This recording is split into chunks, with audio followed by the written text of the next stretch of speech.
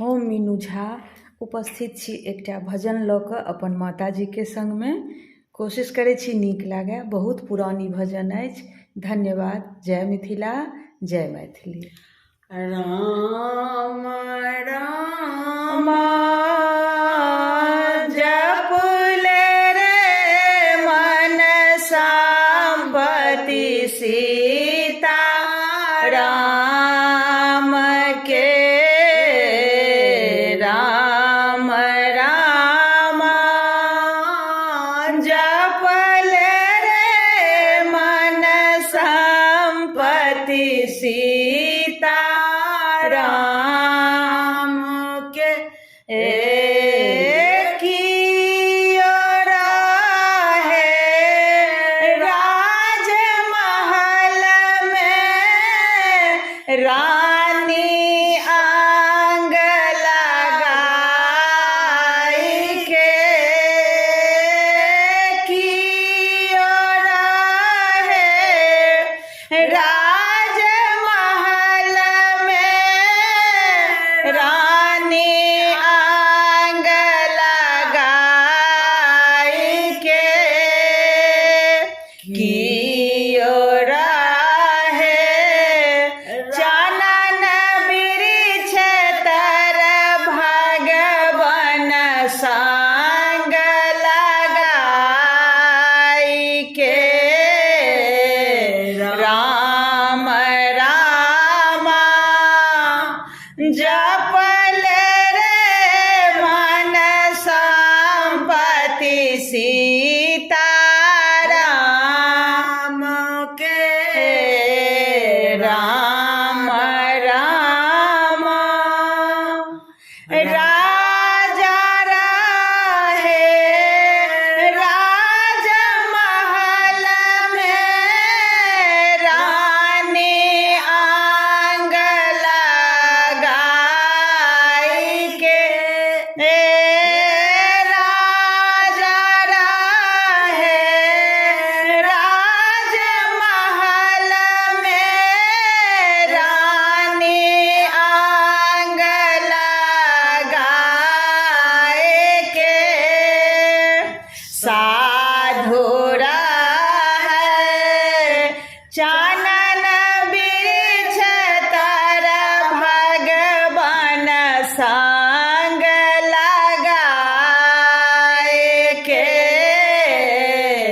राम राम जपले रे मन संपत्ति सीता राम के। राजा खाए माखन मिसरे छापन भोग सजाए के। साधु खाए सुखल सतुआ भगवन भोग लगाए के।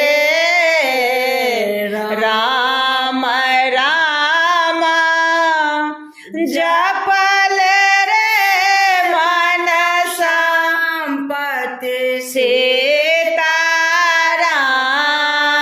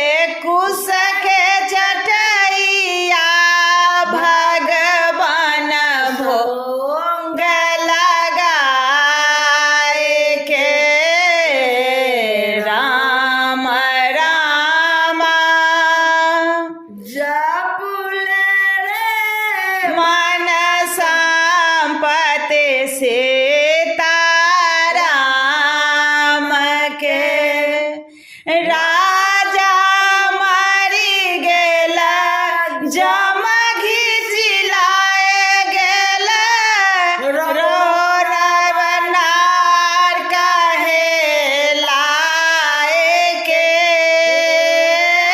राजा मरी गेला जमघी चिलाए गेला रो रवनार कहे लाए के साधु मरे गेला रथ चढ़ी गेला स्वर्ग भोगल ओ जाए के राम रामा जपल रे मन संपत्ति से राम